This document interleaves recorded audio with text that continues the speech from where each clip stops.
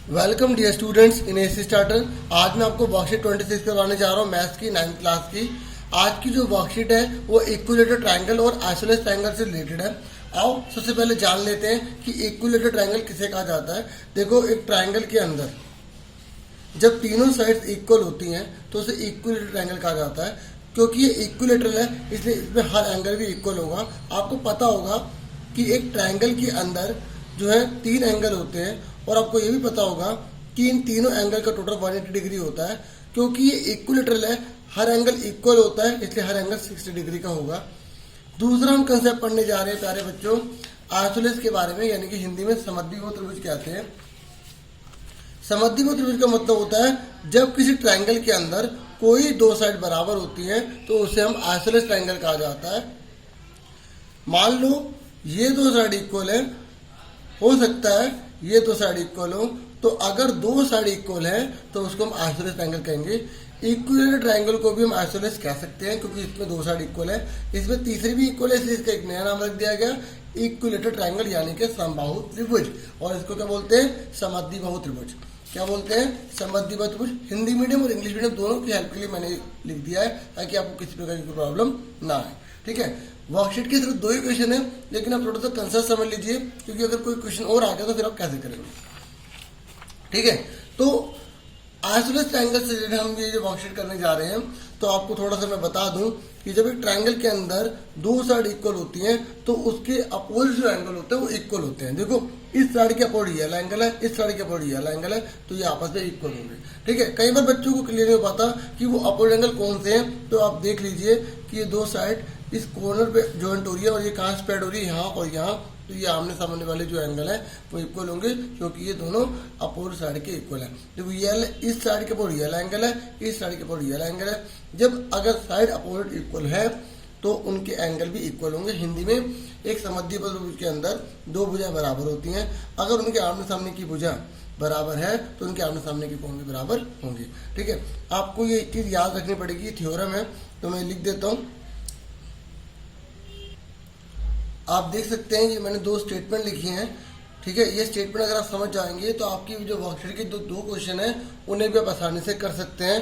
ठीक है, आप बता दूं, देखो ये मैंने लिखा है angle opposite to equal sides are equal. कहने का मतलब यह है कि अगर किसी ट्रायंगल के अंदर दो भुजाएं बराबर हैं तो उनके आमने सामने के जो कोण है वो बराबर होंगे।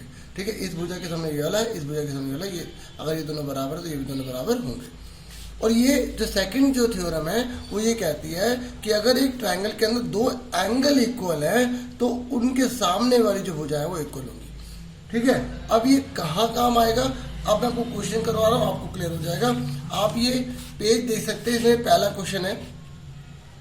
इस पहले क्वेश्चन में आपको y फाइंड करना है। अब आप ध्यान से देखिए, क्वेश्चन में हमें EF बराबर EG दे रखा है। अब आप कैसे करेंगे? ठीक है, आप कैसे करेंगे मैं यहाँ पर आपको करके दिखाता हूँ। जब आप वर्कशीट करोगे तो आप क्वेश्चन नंबर 1 पहले आप पूरा क्वेश्चन उतारोगे, ये क्वेश्चन पूरा उतरा हुआ है। ठीक है, फिर आप आंसर लिखोगे तो सबसे पहले आप लिखोगे आपको गिवन क्या है, EF इक्वल टू दे रखा है AG। ठीक है, हिंदी में लिखेंगे आप दिया है और इंग्लिश वाले यहाँ पर लिख देंगे गिवन। आपको दे रखा है ना क्वेश्चन में। ठीक है, अब आपने यहाँ पे लिख लिया। अब आप बताइए कि EF के सामने कौन सा एंगल है। ध्यान से देखिए, ये EF है, इसके सामने कौन सा एंगल है? G, एंगल G लिख दिया। और EG के सामने कौन सा एंगल है? ये EG है। इसके सामने कौन सा एंगल है? F। अभी वैल्यू मत लिखिए, पहले लिख लीजिए। आप ये लिखोगे ये बराबर, ये अगर बराबर है तो इसलिए बराबर होगा। क्यों होगा? क्यों होगा? आपको ये स्टेटमेंट लिखनी पड़ेगी। ठीक है, आप ये स्टेटमेंट लिखनी पड़ेगी। बराबर भुजाओं के समकोण बराबर होते हैं, angle opposite equal sides are equal. ठीक है, ये आप यहाँ पे लिखेंगे, मैं आपको लिख के दिखा देता हूँ। ठीक है, ये जो स्टेटमेंट मैंने यहाँ लिखी थी यहाँ पर भी वही लिख दी। इंग्लिश वाले ये लिखेंगे, हिंदी वाले ये लिखेंगे।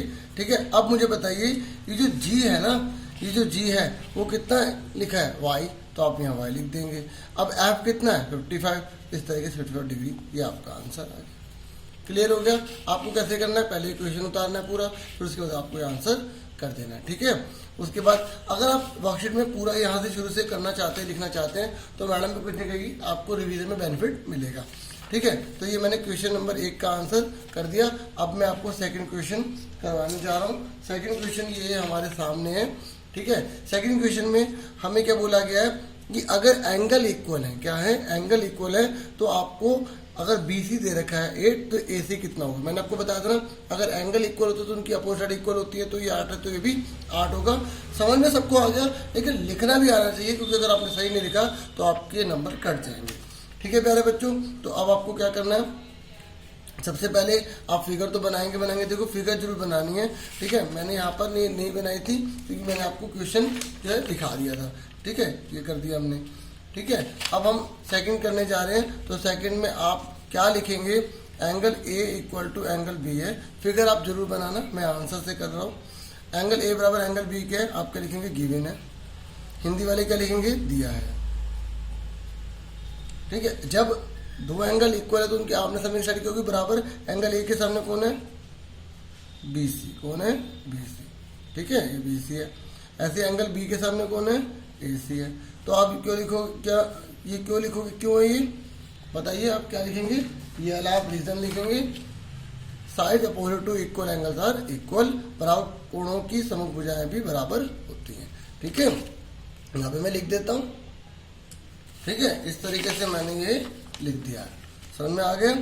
ठीक है, अब आप बताइए BC कितना गिवन है आपको, 8, तो आपने यहाँ पे 8 सेंटीमीटर लिख लिया। एंगल AC कितना है, सॉरी साइड AC कितना है, नहीं पता, यहाँ AC लिख दिया। अब इसको आप और करके AC इक्वल टू क्या लिख देंगे, 8 सेंटीमीटर, ये आपका आंसर आ गया। ठीक है, इस तरीके से मैंने आपको दोनों क्वेश्चन करवा दिए। उम्मीद करूंगा आपको अच्छे से समझ में आ गया होगा, और अगर आपको अच्छा लगा हो तो आप लाइक कर सकते हैं, सब्सक्राइब करिए, और शेयर हो सके तो आप कर सकते हैं। और आज के लिए इतना बहुत है। Thank you for watching. वड़क्कम, जय हिंद, सत श्री अकाल, अस्सलाम वालेकुम, राधे राधे, गोविंदम।